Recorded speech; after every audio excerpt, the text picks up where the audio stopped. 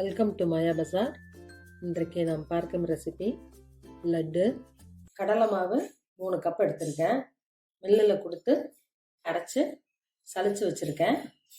அப்படி போட்டால் நல்லாயிருக்கும். லட்டோட டேஸ்ட்டும் தரமும் நல்லாயிருக்கும். இதை நல்லா தண்ணி ஊற்றி கரைச்சிக்கணும். கட்டி இல்லாமல் கரைச்சிக்கணும்.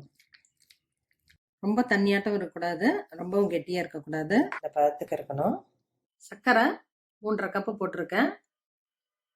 1.5 கப்புக்கு மேலே தண்ணி ஊற்றுறேன். சர்க்கரை மூழ்கி தண்ணி மதக்கணும், அதான் நமக்கு கணக்கு. இது நல்லா கரைஞ்ச விட்டு ஃபில்ட்ரு பண்ணிட்டு கொதிக்க விடுவோம். நல்லா கொதிச்சிருச்சு. ஒரு ஸ்ட்ரிங்கு பதம் வந்துருச்சு. ஆஃப் பண்ணிடலாம். ஒரு சிட்டிகை பச்சை கற்பூரம் போட்டிருக்கேன். இந்த சூட்லேயே கரைஞ்சிரும். இரும்பு கடாயில் ரிஃபைண்ட் ஆயில் ஊற்றிருக்கேன். கூட 1/2 கப்பு நெய் ஆட் பண்ணுறேன். எண்ணெய் காஞ்சிருச்சு. இப்போ பூந்தி கரண்டியில் மாவை ஊற்றி தேய்ச்சி விடுவோம்.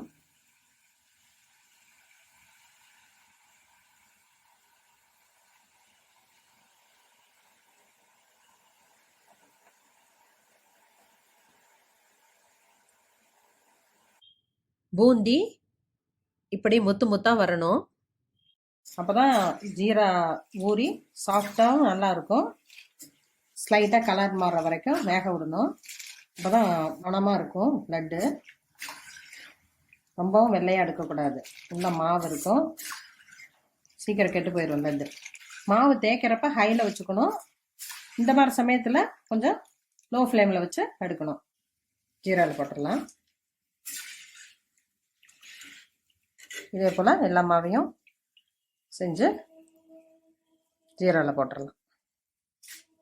ஒவ்வொரு முறையும் கீழே நம்ம தண்ணி தொட்டு க்ளீன் பண்ணி வச்சுட்டு போடணும். இல்லாட்டி ரவுண்ட் ஷேப்பில் வராது பூந்தி. அதனால் ஒவ்வொரு தடவையும் இதை செய்யணும். எல்லா பூந்தியும் ஜீராவில் போட்டாச்சு. சர்க்கரைக்கும் பூந்திக்கும் நல்லா ஊறி இருக்கு. முந்திரி ஒரு 10-15, பாதாம் 5-6 நல்லா நெய்யில் வறுத்து போட்டிருக்கேன். ஏலக்காய் 5 பொடி பண்ணி போட்டிருக்கேன். நெய் ஒரு 1/2 கப்பு ஊற்றிட்டு நல்லா கலக்கி 10 நிமிஷம் ஊற விடுவோம். அப்புறம் உருண்டை பிடிச்சிக்குவோம்.